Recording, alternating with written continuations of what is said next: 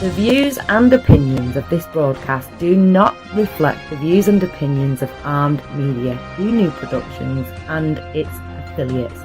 Enjoy the show.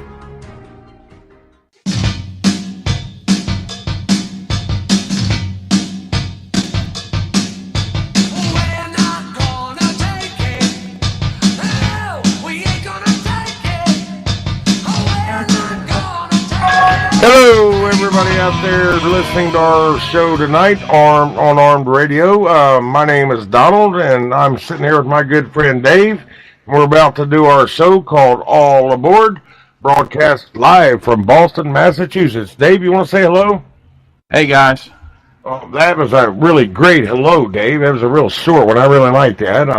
Thought you might want to add a little bit more to it, but that's okay. Oh, hold on, Donald. I do. We want to send our prayers out to the 2 police officers and the 1 civilian that was shot in Dallas earlier. Thank you, Dave. That was more like it. Yeah, and plus, yeah, they need to talk about. But as always, I want to send my prayers out to all the men and women serving in our military, past and present. And I want to say thank you to all the veterans out there who have served in the past. Thank you, and God bless each and every one of you. And just to let everybody know, we do have a Facebook group. It's called Trump 2020 ! Don't forget that exclamation point. And now we also have a group in a new platform that's called Infinity SN. So I mimicked the group, but we got a group in Infinity SN. It's called Trump 2020 ! So if you join Infinity, please join our new group over there as well. And tonight, yes, we will be taking calls. And so get your pen out if you don't know the number already. And But wait till about, well, I don't know, it's 8 o'clock, it's 8:05 after 8 Eastern time here, so wait about 8:30 p.m., about a half hour from now, start calling in, and I'll give you the phone number. It's 1-800-508-5431. I don't care if you're a Republican or a Democrat or just got something on your mind you want to say, give us a call. Before we get started tonight, I'd like to read a couple of patriotic quotes. And these quotes are from President Trump. From now on, I'm just going to read patriotic quotes from President Trump because there's a whole list of them on when you Google it from Trump. But I'll start out. These are 2 small ones, everybody. This one that President Trump, he says, "We will be a country of generosity and warmth, but we will also be a country of law and order." And I just love that one because, yes, this country there for a while during the last administration, we didn't have too much law and order going on. There was a lot of crap going on. But the second one I want to read from Donald Trump. "In America, we understand that a nation is only living as long as it is striving." And yes, President Trump, thank you. You are making America strive again. And tonight I'm going to do something that I'm going to try to do this each week. And I'm going to call it On This Day. And anyway, on this day, April 24th of 1950, U.S. President Harry Truman denies there are any communists in the U.S. government. Dave, I wonder if that's still true today, buddy. Well, I don't think it is. I think we got a whole bunch of them in the government now, Donald. Well, that's why I wanted your answer on that. Thank you. And when I say communists, you guys, I'm talking about these liberals. They're more socialists than they are Democrats anymore. And that's to me, if you're a socialist, you might as well just you just might as well be a communist if you're a socialist. And there's a lot of them I do believe in the government, Dave. Do you think there's a lot of socialists in our government today, Dave? Oh, absolutely. I think the majority of the Democratic Party are socialists now. That's a good one. You know, speaking of laugh here a little bit, I don't know why the mainstream media, I ain't even got this down, but the mainstream media, President Trump met with President from France, I can't pronounce his last name, Macron, but he dusted a piece of dandruff or something off his suit, and he said, you know, we're going to make him perfect, he is perfect. I mean, he's getting along with this guy, you know, the president of France, and I don't know why the mainstream media made such a big deal off President Trump dusting a piece of dandruff off his suit jacket. I don't get it, Dave.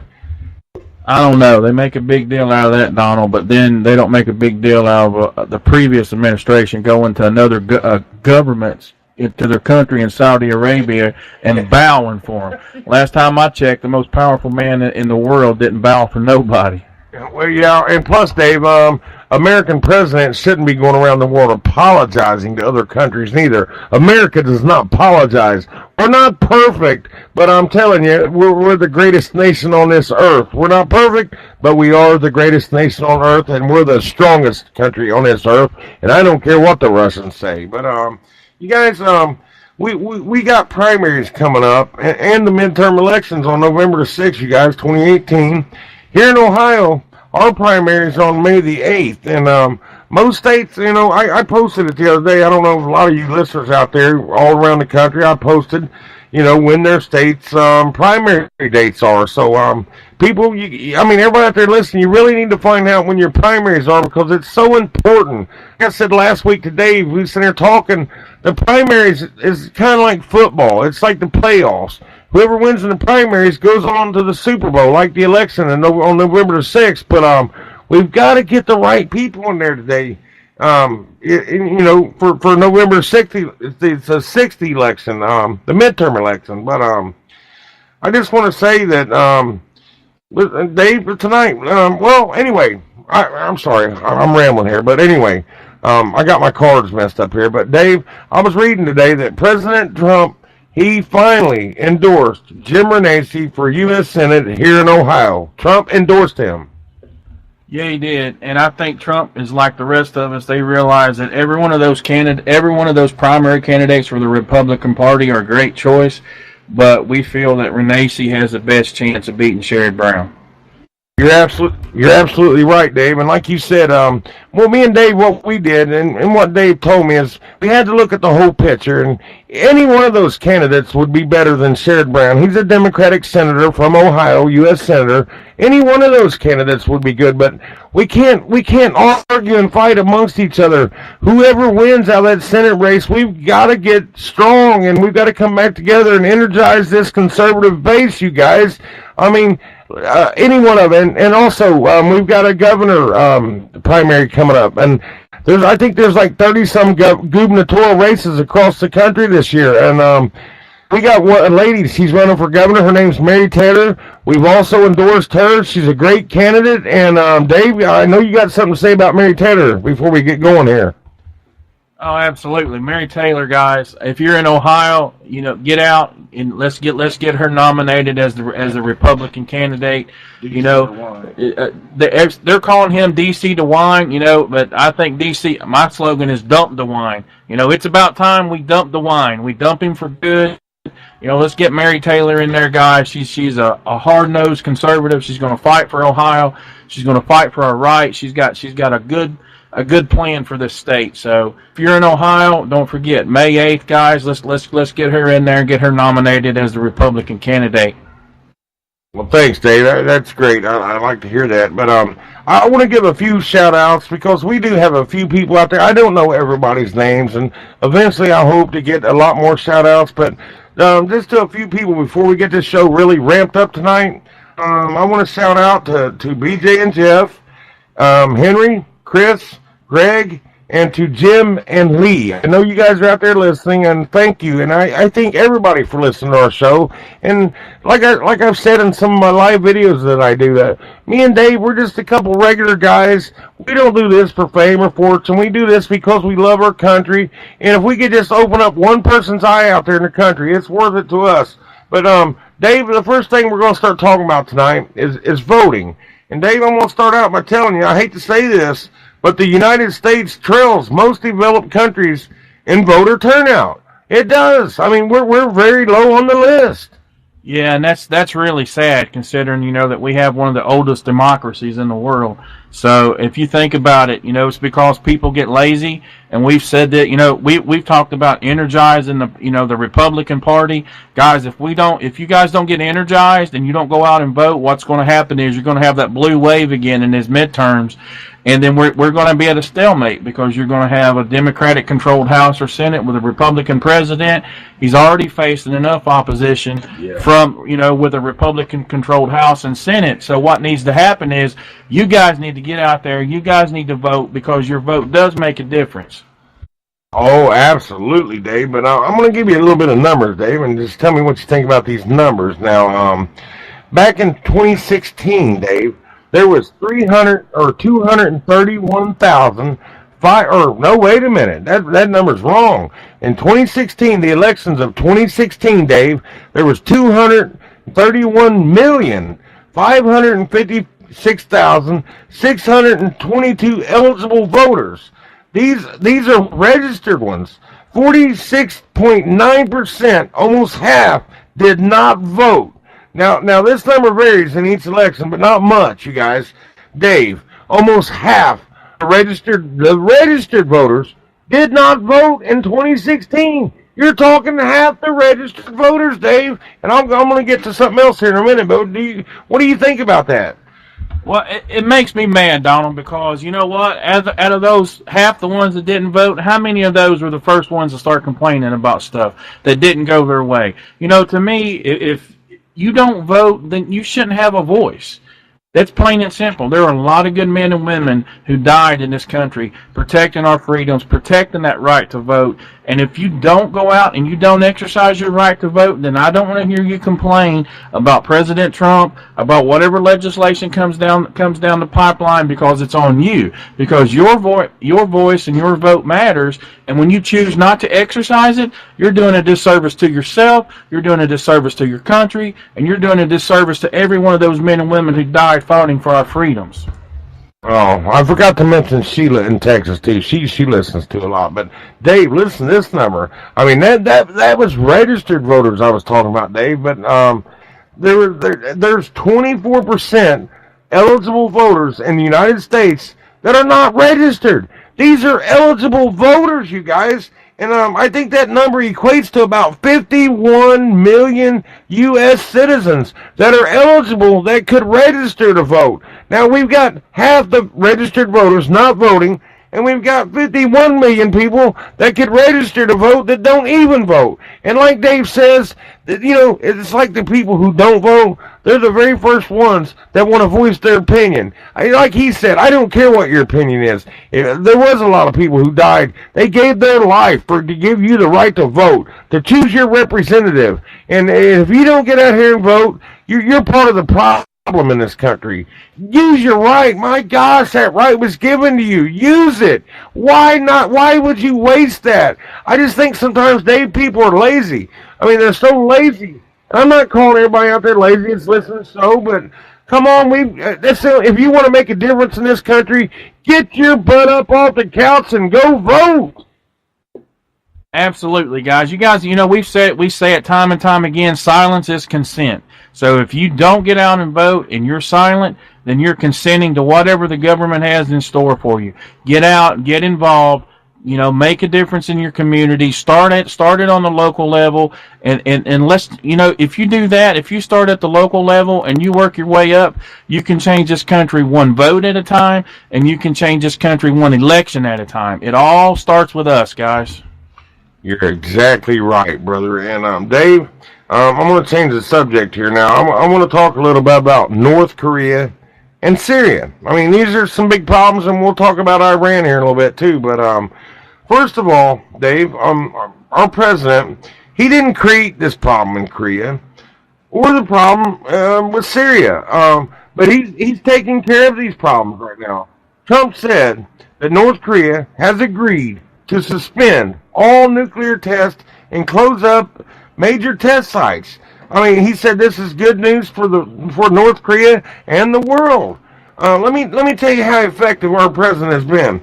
the new CIA director, Mike Pompeo, he met with the North Korean dictator, Kim Jong-un. You know, they call him Rocket Man, whatever the heck they want to call him. I'll just call him by his name. It is Kim Jong-un. You know, over Easter. And I don't think any of us knew that, but Pompeo met with him over Easter weekend, in an effort to lay the groundwork out for some kind of summit between Kim Jong-un and President Trump. I mean, personally, I don't think our country has ever had any diplomatic ties with Korea since I've been born, Dave. I mean, have we ever had diplomatic ties since the Korean War?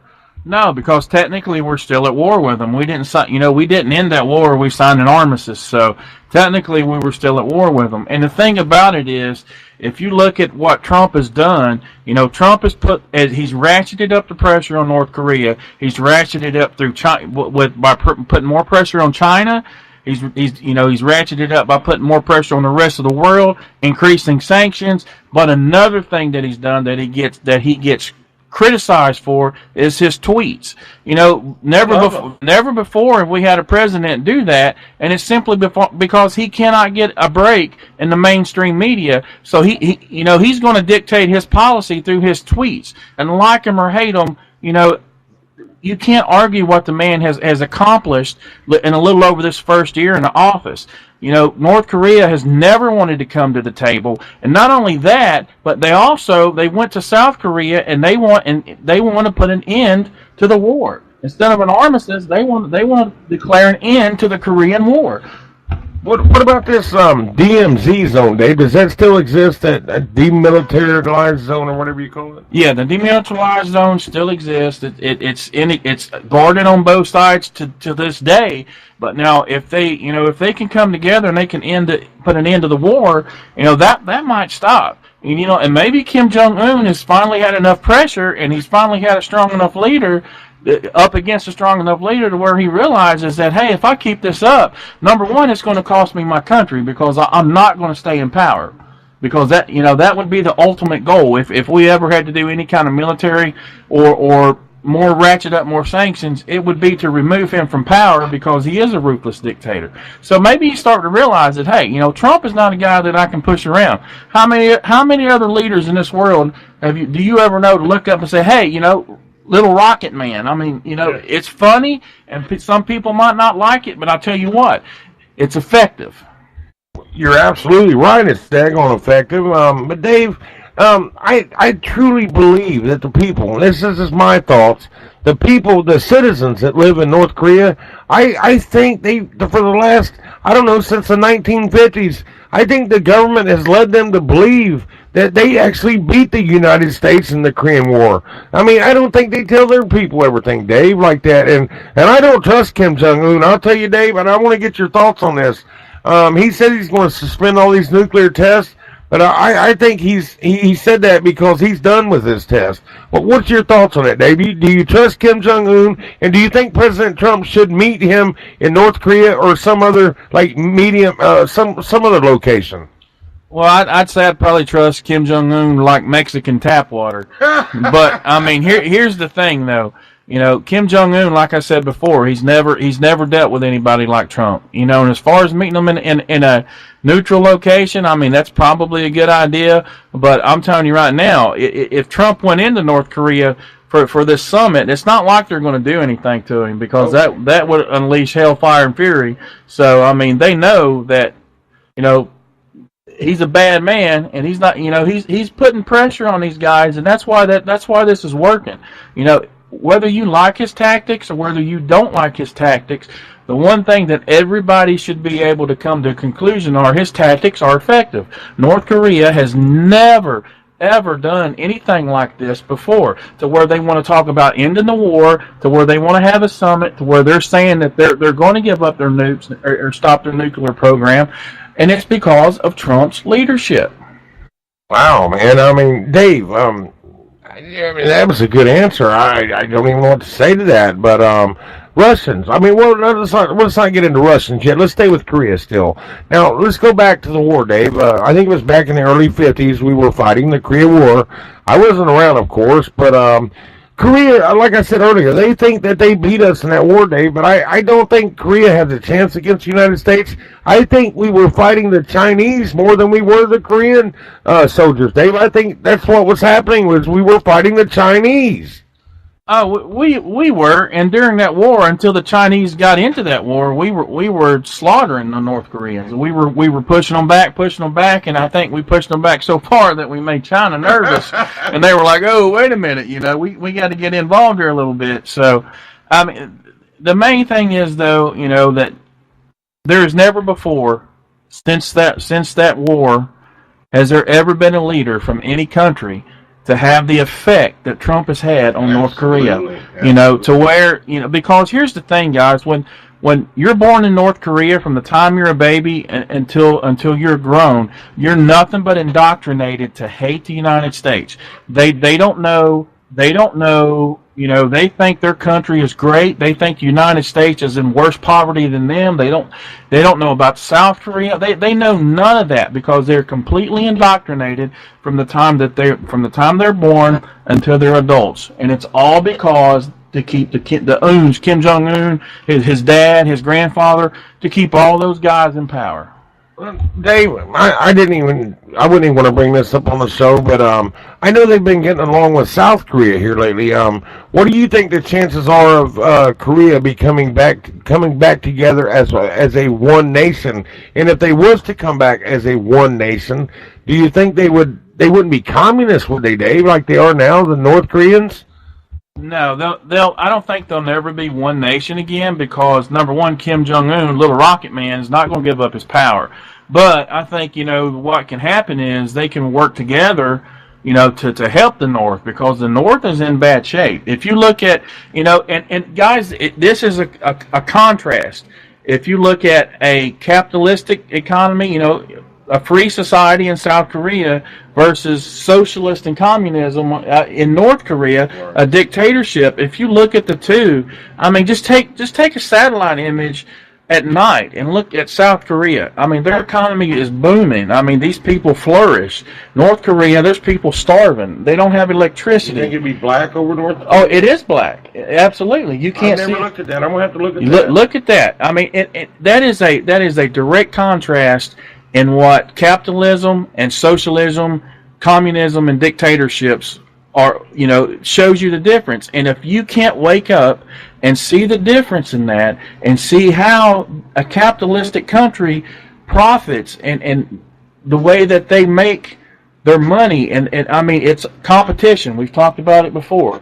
Competition. It breeds capitalism. I mean, it's just, you can't compare the two.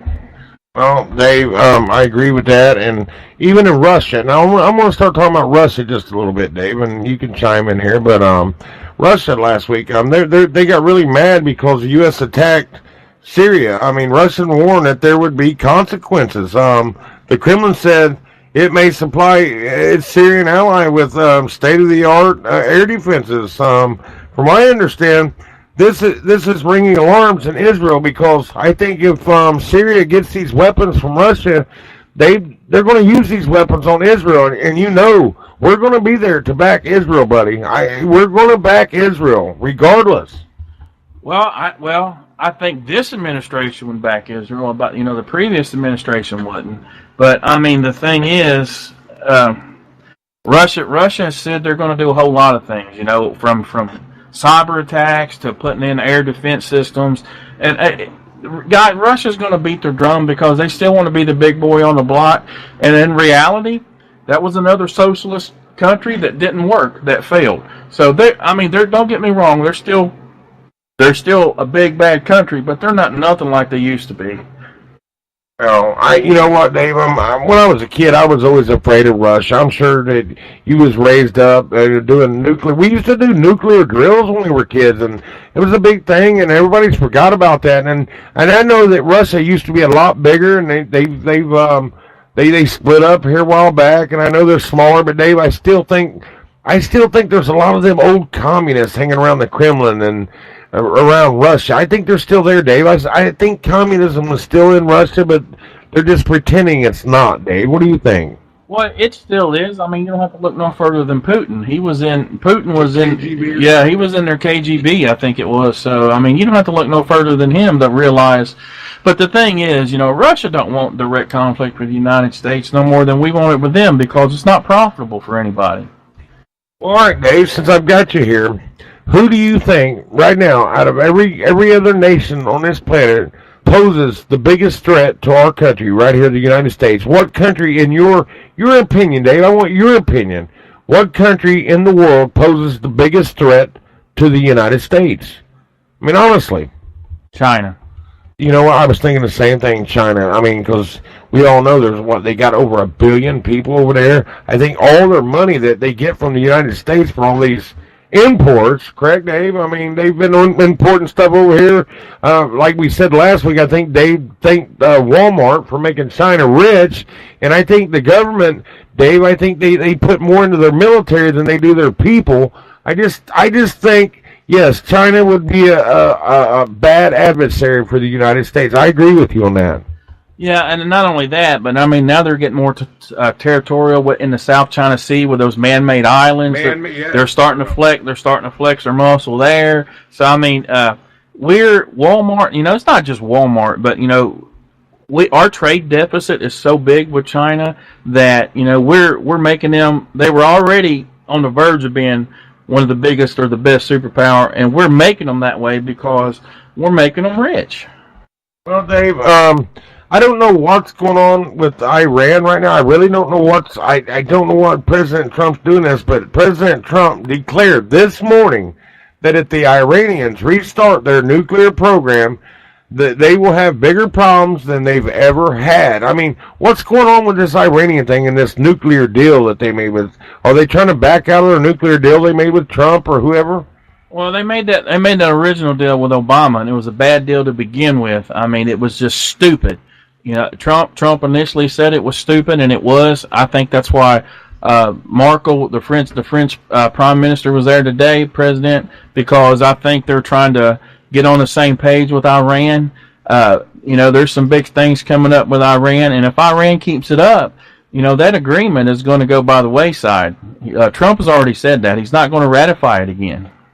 Well, Dave, that it's not only Iran, but Syria. They both don't like Israel. Now, I'm going back to Israel again because they are our allies. And President Trump, I'll tell you the truth, for the longest time, Dave, President Trump is the only one I've actually heard in many years actually for Israel. I mean, he's literally got on stage and he was congratulating Benjamin Netanyahu here the other day because their anniversary for the Holocaust. Everybody remembers the Holocaust. I mean, it just seems to me like people's been picking on the Jewish people for so long. We got so many of these Zionists out there. Is that the word? They don't believe that the Jewish people should have their own state. Now, you guys, the Jewish people, they've been throughout history, they've been through crap, but it seems like Iran, they once said that they wanted to blow Israel off the map, and I know Syria does too. It's dangerous, Dave. I think something could escalate but any time right now. One of these countries bombs Israel, Dave. I know Israel's pretty tough, but the United States is going to be right there. Even if it's Russia, Dave, we're going to be right there to protect Israel. Yeah, we will always protect Israel. Like I said, well, depending on what administration is in. But here's the thing, Israel has always been one of our oldest and one of our best allies, and they always will be. Even under the Obama administration, Netanyahu, they still knew that the American people supported them. There's a lot of Jews in America, and even the Christians. That's our Holy Land. That's we believe that's the birthplace of Christ, where Christ was walked the earth. So I mean, the only ones that got a country from God or something like that, do you? We won't get into all that. It is, but here's the thing. That land has been in conflict between Jews and Christians and Arabs for thousands and thousands of years, and I don't know if it'll ever stop. But I think what's going to happen is if we can get Rocket Man reined in, and then we can get Iran took care of, I think then what's going to happen is Trump Trump is going to concentrate on a peace agreement between Israel and the Palestinians. Oh, so Dave, so basically, let me ask you a question. So what you're saying is, you believe if Trump has time enough, and if we get the right people in to back him, do you believe out of all these presidents that we've had in the White House over these last, say, 20 years, that Trump would probably be the one that brings peace to Israel? Do you believe that? I think out of all the presidents, all the previous administrations that we've ever had, that Trump has the best chance of getting that done. And why? It's because he's a negotiator. He's a businessman. The art of the deal. He knows you have to give a little and you have to take a little. I mean, it's a balancing act. Trump knows that, and I think that he, out of everybody, he would probably be the best one to portray that to Netanyahu. Yeah, Dave. I think we'll switch over now. We'll get off of Syria and Israel and Iran and Russia and China and Korea. I think we've talked enough about them for tonight. But I want to talk a little bit about, Dave, about these refugees and immigrants and illegal aliens a little bit, Dave, because it's still a lot of this going on. The United States, it said that they're on track to admit fewer refugees this year, 2018, than it has since 1980.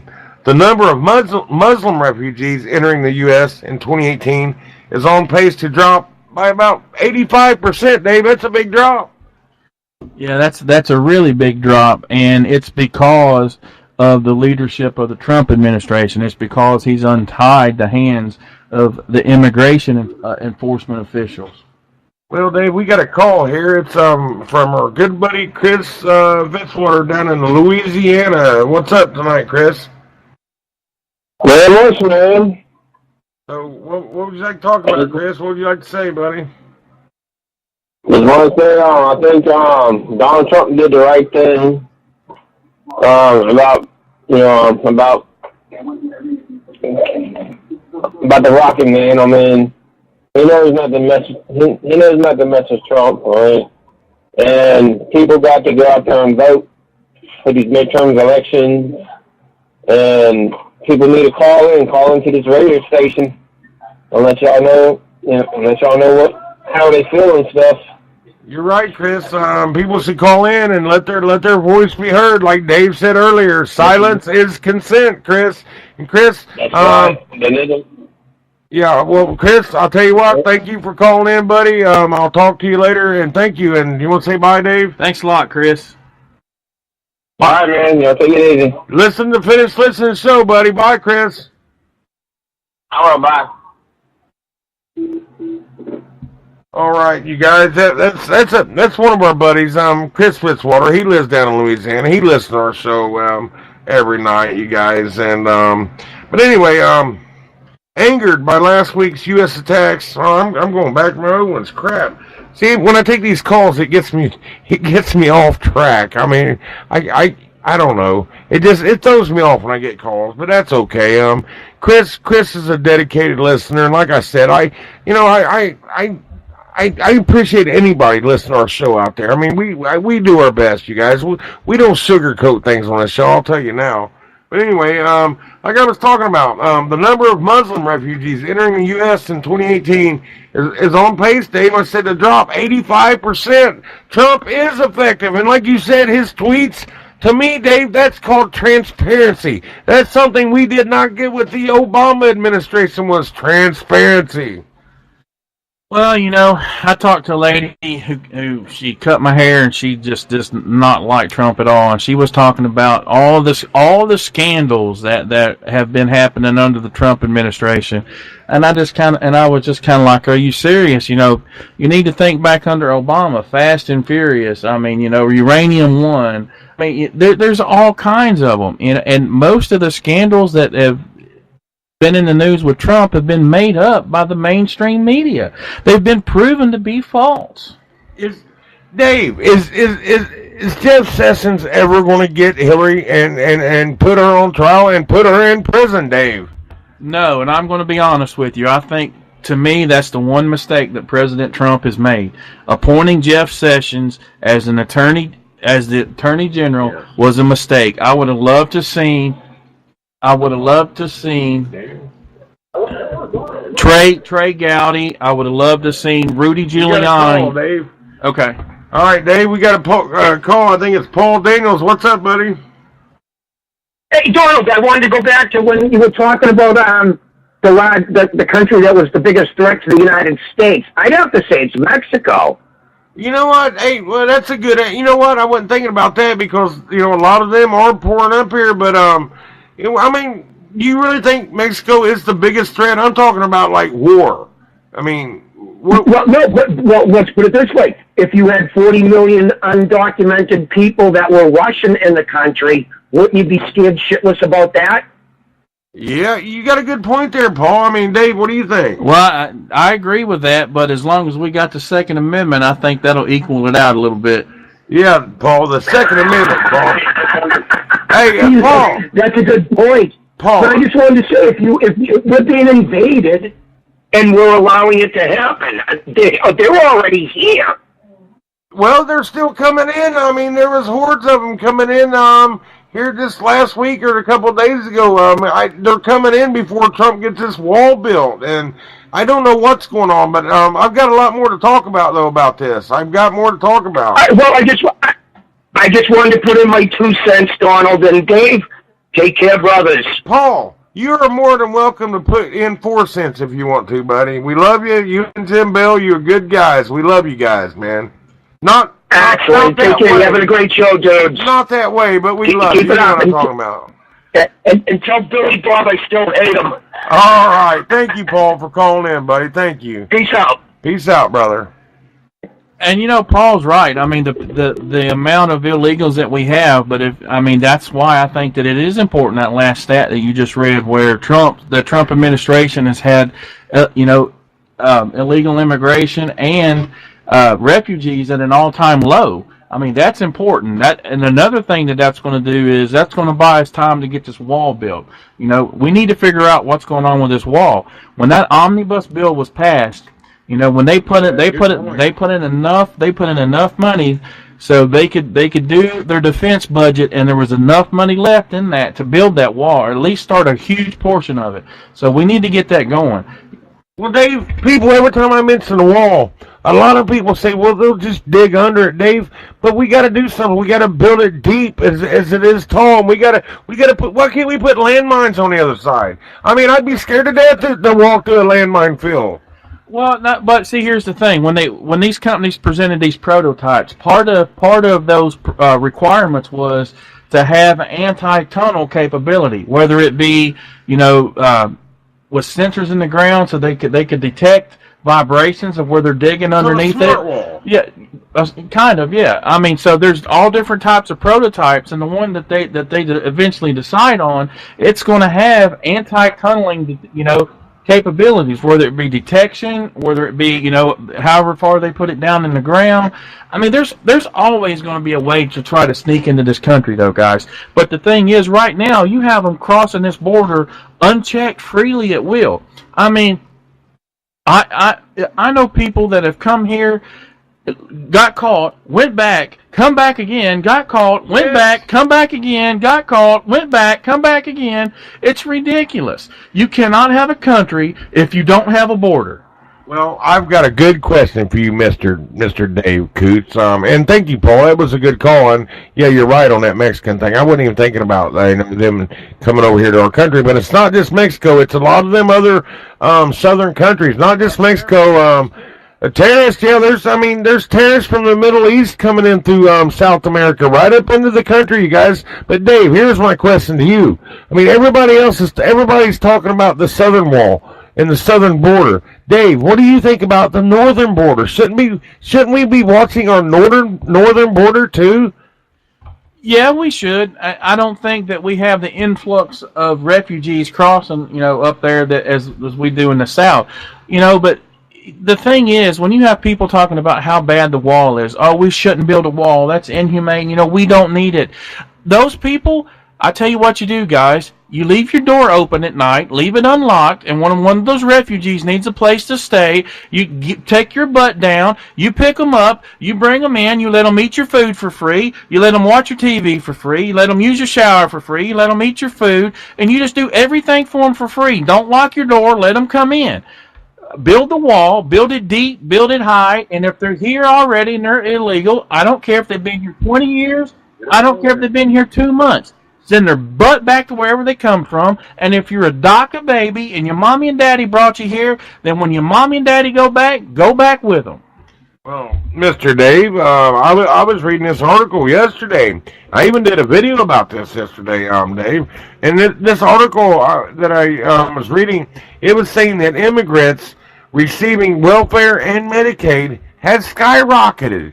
Even for the ones with college degrees, Dave. We have homeless veterans. We have homeless people in this country. We've got starving children, but yet we're giving Medicaid and food stamps and all these benefits to illegal immigrants. Dave, it burns me up, and I'm telling you, now I'm getting fired up. This makes me mad. It makes me mad, too, because not only that, Donald, but you've got veterans that are being denied health care. You've got veterans that can't get the help that they need. You've got 22 veterans a day that are committing suicide because they can't get in to see doctors for their treatments and stuff that they need. Here's the thing. Why are we taking care of somebody who's not even a citizen of this country over somebody who has fought for freedom, over somebody who has sacrificed, who has sweated, who has bled, who has given part of their life to defend this country? You know, it burns me up when you're giving an illegal alien more programs and more money and more care than you are the veterans of this country. It's ridiculous. 22 veterans a day commit suicide. 22 a day. And we're more worried about a DACA baby because their mom and dad brought them here, and they're such good citizens. Well, I tell you what, if you're a DACA baby and you're over the age of 18 and you're under the age of 30 and you want to be a citizen, then you take your butt into the military, you serve this country, and you earn your right to be here. And if not, then you take your butt back across to wherever your mommy and daddy brought you from. And in the meantime, nobody should be in front of the line ahead of our vets. You're exactly right. That's one of the things that burns me up, Dave. And I'm telling you, I mean, I can have a heart. My heart only goes so far. But I'm telling you, a lot of these people that are coming into our country. Here's a couple examples, Dave. Another article I was reading. This 24-year-old construction worker, he attacked his coworker with a nail gun. Now, this 24-year-old was previously deported and came right back into our country. And another illegal immigrant drove a car into a Texas home earlier this month, which led to the house exploding, and it almost killed a police officer. I mean, these people, most of them are coming over here, they're drinking and driving, they're doing drugs. Dave, we've got enough bad people in our country. We do got bad people in this country. Our prison systems are full. Our hospitals can't take it anymore. We have to do something, and we've got to do it now. Yeah, we do, Donald. It's ridiculous. I mean, here's the thing. In Massachusetts, I think it was, there was an Uber driver. How he got a driver's license. Massachusetts is a liberal, left-leaning state. They give illegals driver's license, so he's able to become an Uber driver. He rapes a girl. He gets arrested. While he's out on bond, what does he do? He takes his butt back to Mexico. Where's the justice for that woman? Where's the justice for her? There's not none. You know, where's the justice for the ones that drink and drive and wreck and kill people and then they go back? And not to a couple towns over, about 10 years ago, an illegal raped a 5-year-old girl in an abandoned house. They're still looking for him. I mean, it's ridiculous. And the people that say we don't need a wall, my advice to you, like I said, just leave your door unlocked, invite an illegal, invite a refugee into your home, let them eat your food for free, let them take a bath for free, let them wear your clothes for free, because you know what, I don't want it, and they need to go back. If you're going to come here the right way, you're going to assimilate to this country's beliefs, this country's values. You know, you're going to stand in line. I know a guy. He was on my Facebook before I got completely barred, but he was from England. He loves this country. Every post that he puts out is is the love that he has for this country. He stood in line. And now he is an American citizen. After he waited his turn, after he done everything the right way, after he had to jump through every hoop that he had to jump through to become a citizen. He didn't just come across the border and say, "Look at me, I'm Juan. I want everything." Yeah, Dave, I don't even know where to begin with that. I mean, yeah, you're absolutely right on everything you're saying, Dave. But I know we talk about California a lot, Dave, and there is a lot of good people in California. Don't get me wrong, but I'm telling you, it's so sad that these good people that live in California have to live in a state like that, Dave. I was reading about California, Dave, and this is unbelievable. This is really unbelievable. They're gonna take the sales of the Holy Bible, and they're gonna stop selling the Holy Bible in the state of California and any biblical based teaching. I mean, it's Dave. What's going on in California? I mean, really. Well, I think part of that was because of gay. They call it gay conversion therapy.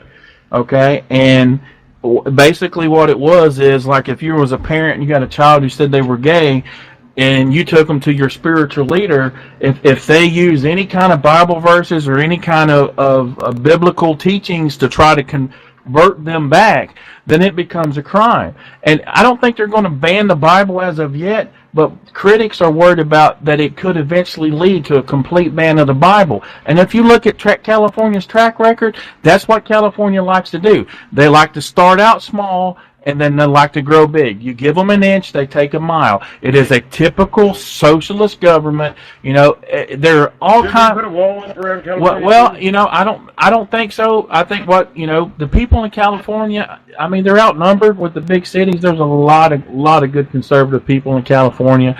I mean, and guys, if you're out there and you're listening, I'm sorry. I mean, we can help, and we can only do so much. At the end of the day, you're going to have to take your state back. You're going to have to stand up. Yeah. You're going to have to make a difference. And if you guys can I tell you what, until I see 100% of the conservatives in California coming out to vote, if you're a registered conservative in California and you don't come out to vote, then you're part of the problem in that state. Get your butt out, get energized, change the dynamics of that state. You can do it if you get out and vote. Yeah. To all the good people out there in California, don't let Jerry Brown dictate your life. I mean, that's what he's doing right now, him and the rest of his cronies out there. Who's that from? School board just approved Madison Township. Oh, that's good. We got some good news about a school board around here. One of our schools, they may be able to let the teachers carry their weapons. But Dave, me and you were talking about this the other day. This is something me and you was talking about on the phone. Me and Dave talk a lot about politics, you guys, if you're wondering. We do. I mean, we actually talk 2 hours sometimes about politics. But I was telling Dave the other day, I said, Dave, I still haven't got my answer I've been looking for. The answer to my question. I mean, why would these Democrats, liberals, whatever you want to call them, Dave calls them libtards, why would they want to hurt their own country? So me and Dave, we got into a big discussion, and Dave was telling me what's up with it, why, and I think we got a phone call? Well, hang on, tell him we're going to talk about calling back. But anyway, Dave, tell him seriously, I want Dave's answer here.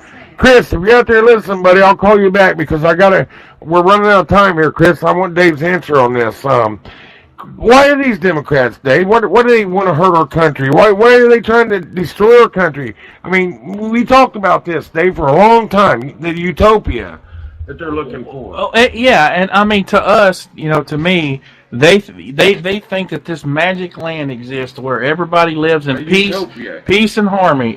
Like yeah, Logan's Run. Like Logan's Run, to where there's no weapons and there's no bad people and the government takes care of everybody and everybody gets a lollipop and a pat on the butt at the end of the day. Nobody has to work. Nobody has to work. Yeah, the government. It's sad. That kind of thinking, and what was it? Abraham Lincoln that said, if this country ever falls, it would fall from within. And guys, I'm telling you, if we don't wake up and we don't realize the dangers that are facing this country right now, it's going to be a sad state for us. I'm telling you, because that utopia doesn't exist. I mean, you've got Dianne Feinstein saying You know, if we lay our weapons down and we don't have weapons, if the bad guy realizes that we're unarmed, that it's human nature for them to lay their gun down. No, it's not. It's human nature for them to shoot you in the head and take your stuff once they realize you can't defend yourself. That is the human nature that we're dealing with. And not everybody is good. The only thing that stops bad people with guns or knives or whatever weapon is a good person with whatever weapon. Dave, you're exactly right, and like you said, they're trying to live in some kind of utopian world where, like you said, they don't have to work. Everything's they're going to sit and pet lions and eat cotton candy all day. That's not life, though, Dave. That's not nature. That's not us. It's never going to happen. Democrats, it's never going to happen. It's listening out there. No, and I tell you what, the lady that I told you that cut my hair, she's obviously a Democrat, okay? And her biggest selling point was that under the Obama administration, they started a lot of social programs. Oh, social programs. That was her big selling point. You know, guys, guess what? Charity starts at home. Our founding fathers never meant for the government to be so big that states were dependent on them. That was never the intentions. A state was supposed to be able to sustain themselves. The federal government was supposed to play a limited role. And if you look at how big the government has got in our society today, I mean, when Trump threatens to hold money back from California because they're a sanctuary state, California sues them. Nowhere in our Constitution does it ever say the federal government has to fund the state. No, that's what Mary Taylor's saying right here in Ohio. She's going to stop the funding to any sanctuary city in Ohio. And Dave, we've got, I don't know, about 6 minutes left, Dave, but you was talking about Trump's tweets, and after the release of this, after former FBI James Comey, everybody knows who James Comey is, right? Comey, I guess they released some of these redacted memos Thursday, and Trump sent a tweet out, and it reads, now this is from Trump. He says, James Comey memos just out, and I show clearly, and show clearly that there is no collusion and no obstruction. Also leaked classified information. Wow. Will the witch hunt continue? Dave, I think the witch hunt's going to continue on Trump until the rest of his term. Oh, it's never going to stop. I mean, if you look at Mueller, he was a special counsel to investigate Russian collusion.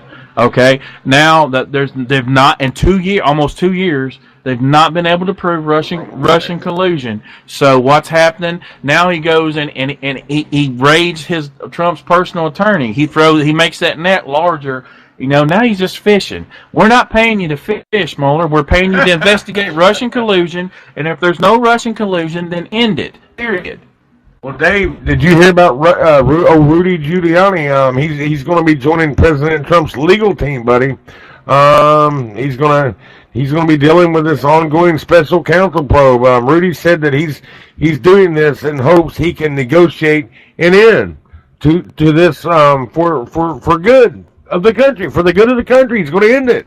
And it should be ended. I mean, and the thing with Giuliani is he's a hardball. He don't play around. You know, he's going to get in there, roll his sleeves up, and he's going to get it done, I believe. I think that investigation went nowhere. It should already been over. You know, when they went in and they raided the personal attorney, and you know, and you're violating attorney-client privilege. I mean, it's crazy. Well, Dave, something else I wanted to tell you. I used to like Robert De Niro, and I know the show's getting to end here in a few, but he has really showed his true colors over the last year. At the 17th annual Tribeca Film Festival on Wednesday, De Niro applauded reporters as saviors, Dave. I'm talking, he applauded these reporters as saviors. Can you believe that? And he called President Trump a madman. And he went on talking all kinds of crap about our president. And I'm telling you, I'm sick of Hollywood. I'm sick of Hollywood bashing our president. Well, you're not the only one sick of Hollywood bashing him. A lot of the American people are, and that's why their box office sales are down. You know, and Hollywood's comeback to that is, well, the movie quality's been down. It's not that. You guys, you know, we don't want to hear actors' personal opinion. I don't care what Robert De Niro's opinion of Mr. Trump is. If I'm going to see him, I'm going to see him act. I don't care what his political stance is. So he probably needs to shut up, and he needs to do what made him his millions of dollars, and that's be an actor. He's going to be an advocate for this. He's going to be an advocate for that. Speak out against gun control. Well, meanwhile, when they go to the Oscars, they're protected by 50 men with guns. They've got personal security. They live in gated communities. The real American people realize that Hollywood and the elites up there are out of touch with what everyday mainstream America is. Well, Dave, another tweet by our president on Thursday, he tweeted out, sanctuary cities released at least 142 gang members across the United States, making it easy for them to commit all forms of violent crimes where none would have existed. This is what he wrote. We are doing a great job of law enforcement, but such things as this makes safety in America difficult. Dave, I don't know why these cities are releasing these gang members, these people who need to be deported back. Why are they doing that, Dave? That's another thing. These sanctuary cities. I know we've been talking about this, but Trump even tweeted they released 142 gang members across the country. Okay, now what happens if one of those that they release goes out and they kill somebody? They probably already have.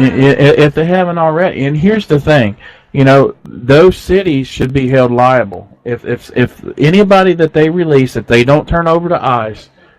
Oh, I got a good one here. Because I got a good one for you. Hey, really, I'll tell you, Dave, that's a good one because a lot of our nation's judges, they're not doing their job. This lady named Emily Murray, she was allegedly raped by an illegal alien.